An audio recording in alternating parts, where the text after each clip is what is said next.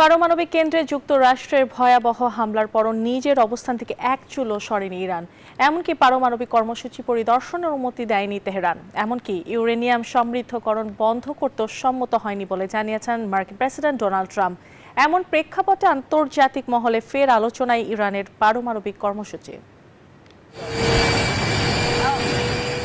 ইরানের পারমাণবিক কর্মসূচিকে গুড়িয়ে দিতে নানা কূটকৌশল অবলম্বন করেছেন মার্কিন প্রেসিডেন্ট ডোনাল্ড ট্রাম্প। সর্বশেষ পদক্ষেপ ইরানের ৩ পারমাণবিক স্থাপনায় মার্কিন হামলা। তবে এত কিছুর পরও নিজেদের অবস্থান থেকে এক চুল সরেনি খামেনির দেশ।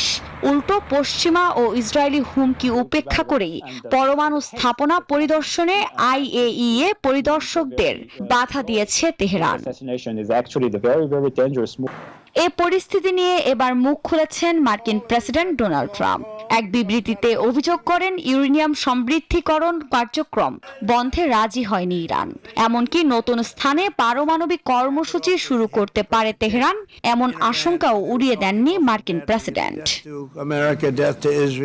এক্সট্রিম মশার কয়েল প্ল্যান্ট ফাইবার দিয়ে তৈরি, তাই সহজে ভাঙে না, সুগন্ধিযুক্ত ও নিরবিচ্ছিন্নভাবে জ্বলে। ডেঙ্গু, চিকুনগুনিয়া বাহী সহ যে কোনো মশার বিরুদ্ধে দেয় এক্সট্রিম সুরক্ষা। আমি বলবো এটা স্থায়ীভাবে পিছিয়ে গেছে। আমার মনে হয় ওদের অন্য কোনো স্থানে আবার শুরু করতে হবে, আর যদি ওরা শুরু করে তাহলে সেটা হবে এক বড় সমস্যা। ট্রাম্পের এমন বক্তব্যের পর আন্তর্জাতিক মহলে ফের আলোচনায় ইরানের পারমাণবিক কর্মসূচি।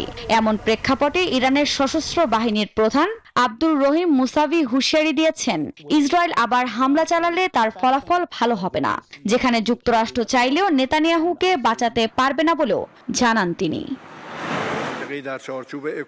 এদিকে আন্তর্জাতিক আইন অনুযায়ী বৈধ আত্মরক্ষার অধিকার প্রয়োগ করে ইসরায়েলকে চরম শিক্ষা দিয়েছে বলে মন্তব্য করেছেন ইরানের প্রেসিডেন্ট মাসুদ পেজিশকিয়ান। আফরিন মৌ, নিউজ 24।